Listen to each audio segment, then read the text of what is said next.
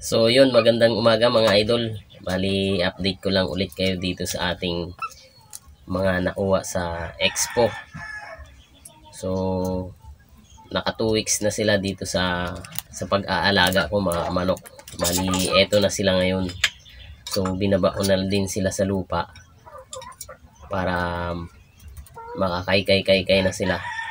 So, dito ko nilagay sila sa medyo malaking breeding pen. At eto na mga kamanok ko. So yan mga kamanok yung yung talisay ng Black Ghost Game Farm.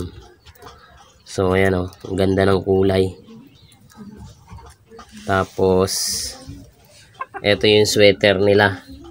Sweater na babae. Tapos yung kay Sir Marcos sa 810 Sisiw Academy. Ayan, so barako na siya mga kamanok. Talagang bruskop na sa edad na 4 months old. Medyo takot nga lang sa kanya yung mga kasamang babae niya dito, gawa ng lagi niyang hinahabol. Ayan.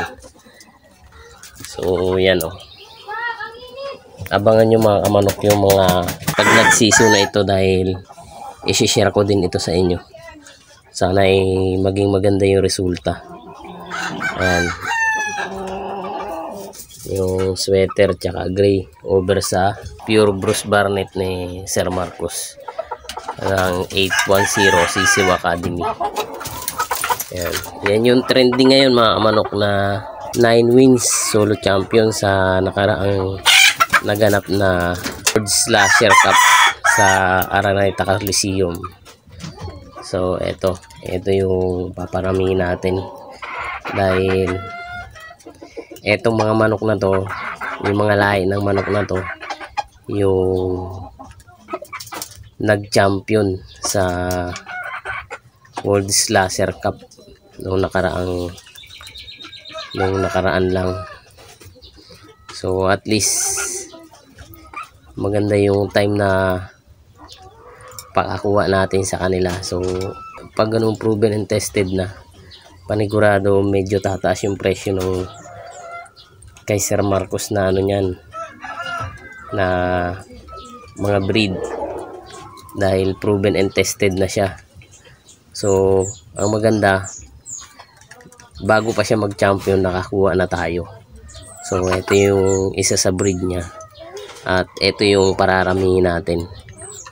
I-cross natin dito sa gray ng Black Ghost Game Farm at yung sweater.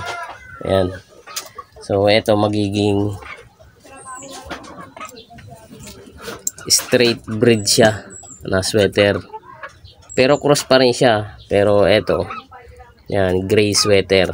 So yan, sana maging maganda yung resulta nung ating i-paper na to. Although medyo matagal-tagal pa to mga kamanok. Ito 4 months, tapos itong dalawa 3 months old to. Ayan, ang lalaki. Kala ko nung una maliliit lang sila, pero nung naka 2 weeks na, matatangkad pa lang mga inahin yung na-acquire natin. Maganda. At etong ating medium to high station, tong klase na to, yung gagawin natin future broodcock.